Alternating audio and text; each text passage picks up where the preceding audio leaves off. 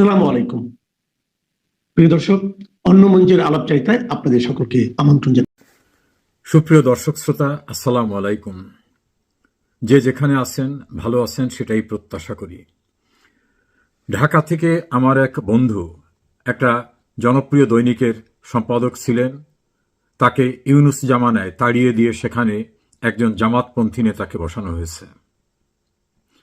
তিনি বললেন যে সাম্প্রতিক সময়ের দুটি অভ্যুত্থান নিয়ে আমার অভিমত কি। আমি হঠাৎ করে কিছুটা অপ্রস্তুত হয়ে গেলাম। দুটি অভ্যুত্থান কোথায়? নেপালের অভ্যুত্থানটা শুনেছি, সেটা নিয়ে আমার যেটা অভিমত তার সঙ্গে মত বিনিময় করলাম। আর একটা অভ্যুত্থান সম্পর্কে আমি তাকে কোনো তথ্য দিতে পারছিলাম না। তখন তিনি বললেন যে কেন আপনি এই দেশের খবরটা রাখেন না? একটি দল ক্ষমতায় যাবার পূর্বেই তাদের বিরুদ্ধে অভ্যুত্থান হয়ে গেল। ক্ষমতায় থাকা দলকে নামিয়ে আনার জন্য অভ্যুত্থান হয়, আর এখানে হলো ক্ষমতায় যাতে যেতে না পারে সেই জন্য অভ্যুত্থান ঘটানো।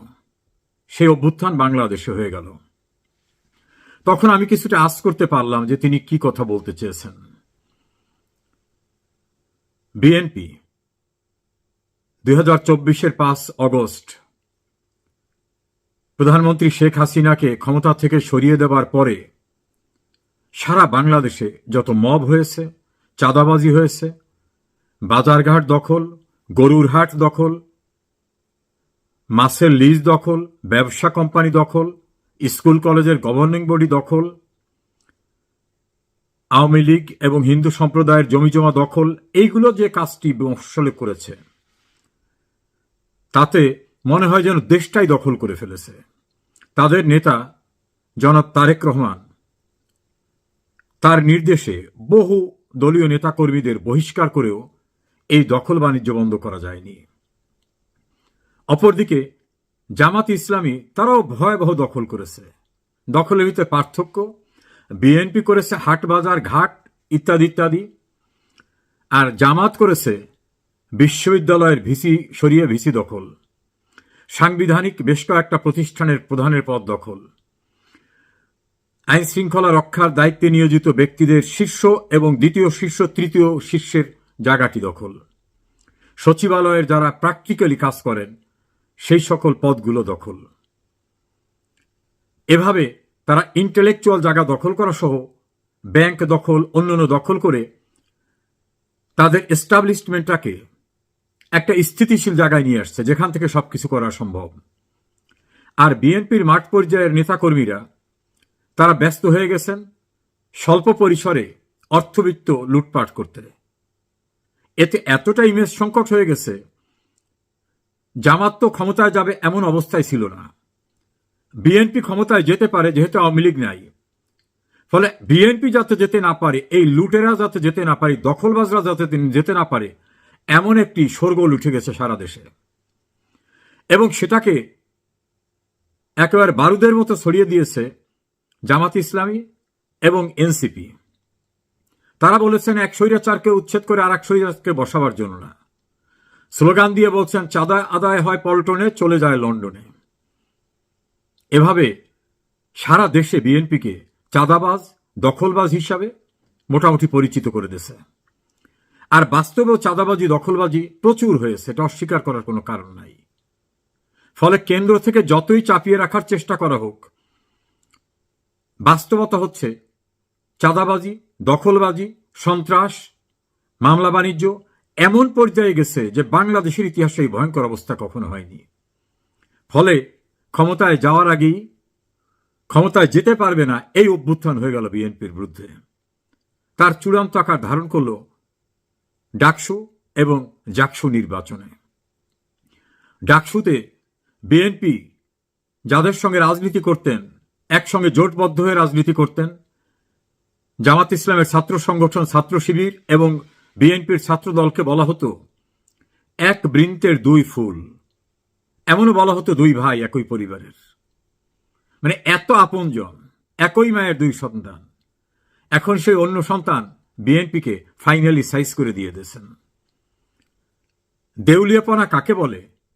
বিএনপির নেতারা, আমি ইমরান সালে প্রিন্সের একটা বক্তব্য শুনলাম। তিনি বলছেন যে রাজাকারদের বাপদের ফাঁসি দিয়েছিল শেখ হাসিনা, ওরা তাদের সঙ্গে মিশে গেছে, ওরা বেঈমান, ওরা বিশ্বাসঘাতক। কেউ কেউ বলতেছেন, আসাদুজ্জামান রিপন বলছেন ছাত্রলীগের ভোটে শিবির নির্বাচিত হয়েছে। ছাত্রলীগের ভোটার নেতা তো দূরের কথা, কর্মী পর্যন্ত দেশের ভিতরে নাই বা বিশ্ববিদ্যালয় ক্যাম্পাসে নাই। এই শিবিরদের নাকি ছাত্রলীগ নির্বাচিত করেছে। আবার সালাউদ্দিন সাহেব তিনি বলছেন যে না, এই নির্বাচনকে আমরা মেনে নিচ্ছি। বিএনপির ছাত্র দলের ভিপি ক্যান্ডিডেট সে বলছেন আমার যে ইস্তেহার ছিল সব দাবি আমি আদায় করে ছাড়ব।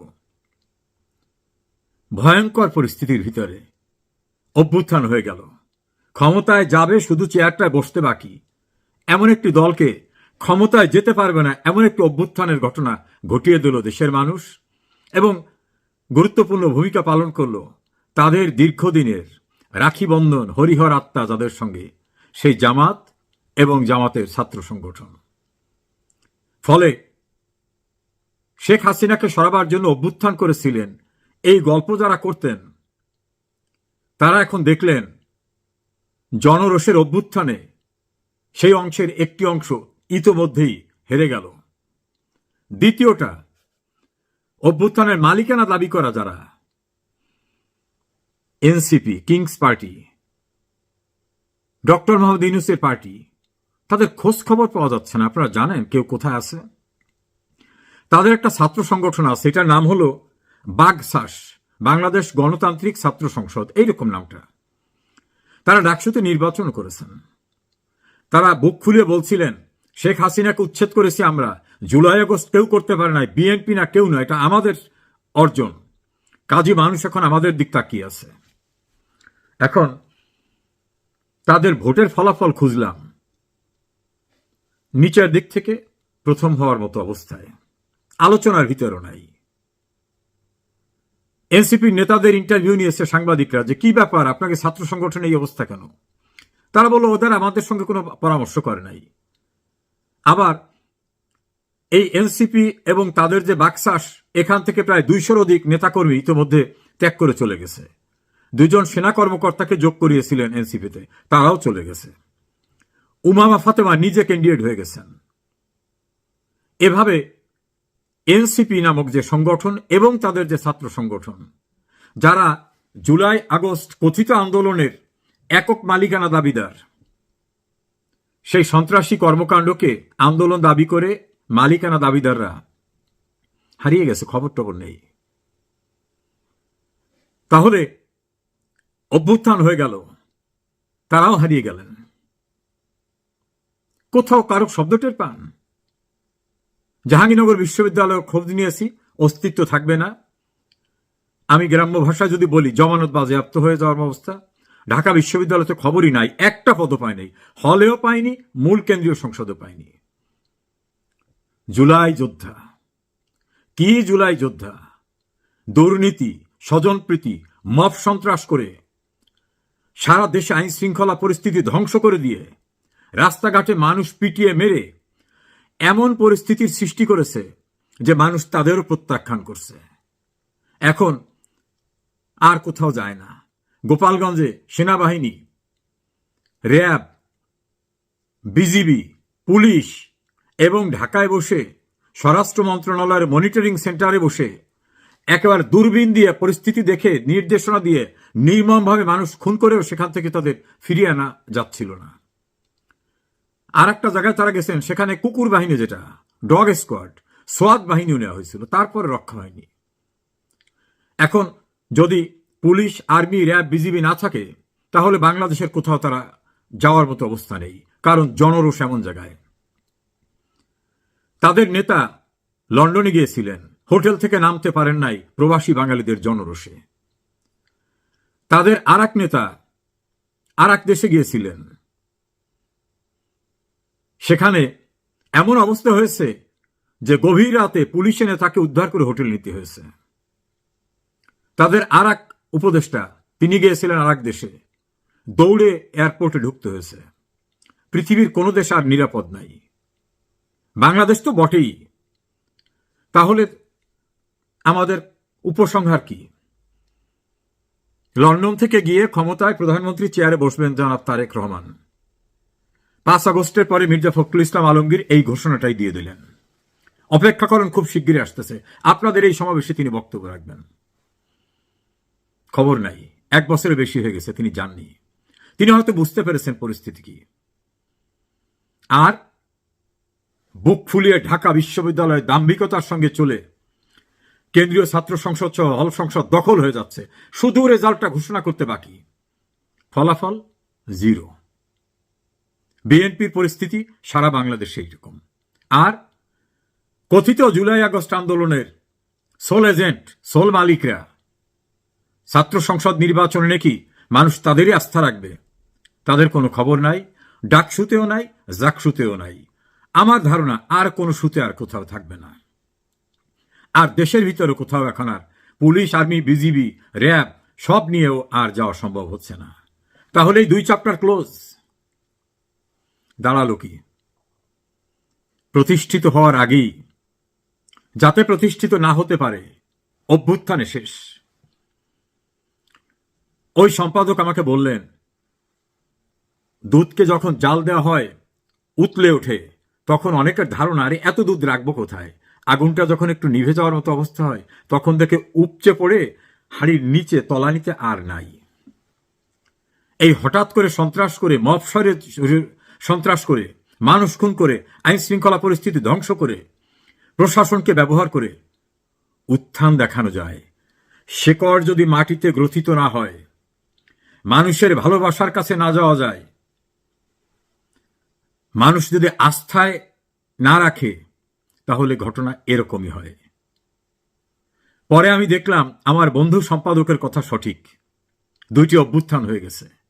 নেপালেরটা হইচই করে রাস্তাঘাটে দৃশ্যমান, আর বাংলাদেশে বিএনপি এবং এনসিপির ছাত্র সংগঠন বিএনপির ছাত্র সংগঠনের বিরুদ্ধে নজিরবিহীন অভ্যুত্থান হয়ে গেছে। এখন পাগলের প্রলাপ বলতেছে ছাত্রলীগের ছেলেরা ভোট দিছে।